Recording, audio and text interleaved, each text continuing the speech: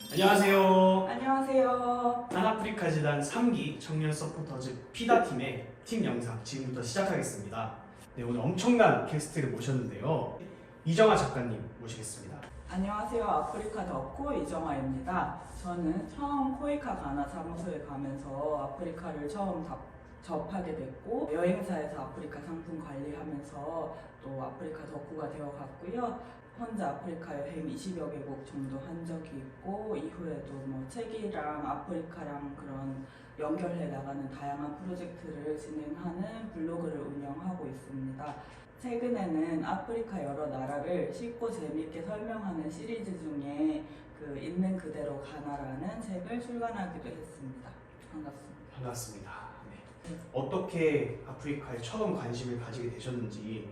네, 저는 처음에 이제 코이카 가나 사무소 가면서부터 이게 시작이 됐다고 생각을 했는데, 제가 졸업 후에 가나로 간 거거든요. 그런데 학교 다닐 때도 제가 막 그 친구들이 약간 아프리카에 대해서 함부로 얘기하거나 혹은 좀 비하를 하거나 그러면 굉장히 화를 냈다고 그러더라고요. 저는 기억이 안 나는데. 그때가 이제 처음 시작이죠. 네, 그러면 제가 기억이 없지만 그런가 봅니다. 그때부터. 네. 네. 사실 저희도 다들 각자 이제 아프리카에 관심 가지게 된 이유가 다 달라서 네. 좀 궁금했습니다. 네. 그러면 저희가 준비한 5가지 네. 질문으로 넘어가 볼 텐데요. 영상을 미리 찍어왔거든요. 네, 질문 네. 영상을 보시고 네, 답변해 주시면 됩니다. 먼저 처음은 다이얼 서포터즈의 질문입니다. 안녕하세요. 피자팀의 조다연입니다. 작가님의 아프리카 관련된 경험 중 가장 기억에 남는 에피소드는 무엇인가요? 가장 기억에 남는 에피소드는 무엇인가요? 네, 너무너무 사실 기억이 많이 남아 있는데 그 중에 가장 처음을 꼽으라면 아마 이제 밤에 가나 공항에 도착한 그 기억일 것 같아요. 가나에 가면은 접객실이 없고 공항 밖으로 나가야 이제 사람들을 만나볼 수 있는데, 그때가 좀 어둑어둑한 밤이었어요. 그런데 이제 막 사람들 얼굴도 잘 안 보여요. 그렇죠. 피부색이 검으시니까. 그래서 잘 안 보이는데 어떤 흑인이 와가지고 저희한테 내가 사무실 직원이라고 하재요. 그래서 우리 못 따라간다. 너 뭐라고 우리한테 이러냐 이러고 막 따졌었는데, 알고 보니까 그때 부소장님, 한인 부소장님이랑 같이 나오셨었는데 그 한인 부소장님 말라리아가 걸려가지고 차에서 좀 쉬고 계셨어요. 몸이 안 좋으셔가지고. 그러니까 우리 기사가 나왔었는데, 그래서 그 당시에 막 굉장히 방어적으로 행동을 하다가 이제 그 친구가 전화해서 소장님이랑도 통화를 하고 괜찮다, 이 친구 좋은 친구다, 따라가라 이래가지고 차까지 갔던 경험이 있고, 그 이후에 되게 친하게 지내고 굉장히 순하고 착한 오빠였어요. 에드워드 오빠. 에드워드 오빠. 네. 되게 기억에 남는 에피소드입니다. 네. 근데 저라도 만약에 처음 이렇게 갔는데 모르는 사람이 이렇게 하면 또 호객행위라고 생각할 수도 있고 약간 좀 무서울 것 같기도 하고. 그럼 이제 다음 질문으로 넘어가 볼 텐데요. 이번 질문은 이집트에서 오신 욤나 서포터즈의 질문으로 넘어가겠습니다.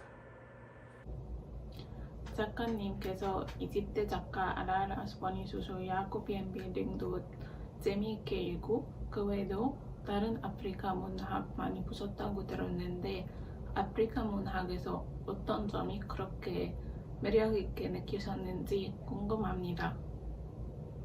네, 우선 이집트 소설 야쿠비안 빌딩 굉장히 재밌게 잘 읽었고요. 그 책은 참고로 이집트 카이로에 실제로 있는 빌딩 안에서 다양한 사람들, 정말 각계각층의 사람들이 어우러져 가는 이야기를 조금 가상으로 써낸 작품이고, 이집트에서도 한 5년, 6년 정도 동안 계속 베스트셀러 안에 있었다고 들었어요. 그래서 반갑습니다. 처음에 저는 이제 아프리카와 관련된 일을 시작하면서 어떻게 내 전문성을 쌓아 나갈 수 있을까, 뭘로 내 취미생활과 내 일을 접목해 나갈 수 있을까 고민을 하다가 선택을 한 게 책이었어요. 저는 이제 책을 너무 좋아하는 사람이기 때문에. 그래서 책에서 아프리카 찾기라는 프로젝트를 진행을 했고, 말 그대로 이제 아프리카 관련된 책들을 읽고 아카이빙하는 그런 걸로 진행이 됐어요. 그리고 지금 한 200개 정도 기록이 쌓여 있고, 문학 같은 경우는 아무래도 이제 인간의 10년, 사회의 10년을 정말 사실 언어화되면 알기 힘들거든요. 근데 그런 것들을 또 우리가 아프리카 가기 쉽지 않은데 접할 수 있다는 점에서 또 흥미가 그게 느껴졌습니다. 책으로 아프리카를 접한다는 것 자체가 조금 뭐랄까 저에게는 되게 낯설거든요. 제가 책을 그닥 좋아하지 않아서. 네, 아무튼 염나 누나의 질문이었습니다. 그다음 질문은 이제 소정 서포터즈의 질문인데요. 개인적으로 흥미가 있는 질문입니다. 안녕하세요. 피자팀의 김소정입니다. 저와 이정화 작가님은 아프리카에 있는 작은 섬나라 상투메 프렌시페를 여행했다는 어마어마한 공통점을 가지고 있는데요. 작가님께서는 혹시 우리나라에서 잘 알려지지 않은 아프리카의 스페인어권 국가 또는 포르투갈어권 국가에 대해서 소개시켜 주실 수 있나요? 네, 제가 소장님 여행 가실 때 이제 저한테 또 상투메 프린시페 정보에 대해서 물어보셨는데, 저는 그냥 워낙 막 가는 사람이라서 별 도움을 못 드렸던 기억이 나는데요. 아무튼 참 대단한 공통점이 있죠. 포르투갈, 스페인어권 나라들은 상대적으로 좀 수는 적어요. 근데 굉장히 여기도 흥미로운 그런 사실들이 있거든요. 포르투갈어권 국가들은 아프리카 대륙에서 약간 그 바닷가나 혹은 서아프리카의 서부에 있는 그 섬나라들이 많습니다. 예를 들어서 앙골라라든가 모잠비크라든가 아니면 카보베르데, 상투메 프린시페 이런 나라들이 있고요. 그리고 스페인어권 나라는 적도기니 하나가 있습니다. 그런데 이렇게 영향력이 작은 나라들이지만 또 재밌는 얘기를 담고 있는 나라들인데, 조금 유럽의 역사를 알면 좋은 게, 처음에 인도 지역에서 설탕이 유럽으로 전해지면서 굉장히 많은 인기를 끌었고, 그 육로로 가니까 가격이 너무 폭등을 해서 포르투갈은 우리가 그러면 인도로 가는 다른 항로를 개척해보자 하고 시작을 한 게 서아프리카를 따라 이렇게 내려오는 항로 개척이었고, 스페인 같은 경우는 그러면 우린 반대로 한번 돌아보자 하고 가다 보니까 아메리카 대륙을 그들 나름대로 발견을 하게 된 거죠. 그런데 이제 남미라던가 현재 카리브해 연안 국가들, 중미 지역 이런 데에는 그 스페인 사람들이 대농장을 만들었어요. 사탕수수를 재배하고 그러는 걸 만들었는데, 거기서 선주민들이 그 유럽 사람들 들어오면서 갖고 온 질병 이런 것 때문에 많이 죽고 나니까 노동력이 부족해져서 아프리카 지역에서 이제 노예무역을 통해서 데리고 거기로 간 거죠. 그래서 굉장히 그 남미, 중미 이런 지역에 그 아프리카 문화와의 연결고리 혹은 호남 문화가 많이 발견이 되거든요. 그래서 그런 거를 또 하나하나 발견해내는 재미, 혹은 그 아프리카계 흑인분들이 그렇게 힘들고 열악한 상황 속에서도 꼭 피어낸 문화들, 참아낸 문화들 이런 것들을 좀 볼 수 있는 지역이라는 점에서 요즘 개인적으로 흥미를 가지고 있는 지역입니다. 저희 피다팀의 팀장님 질문을 듣고 오겠습니다.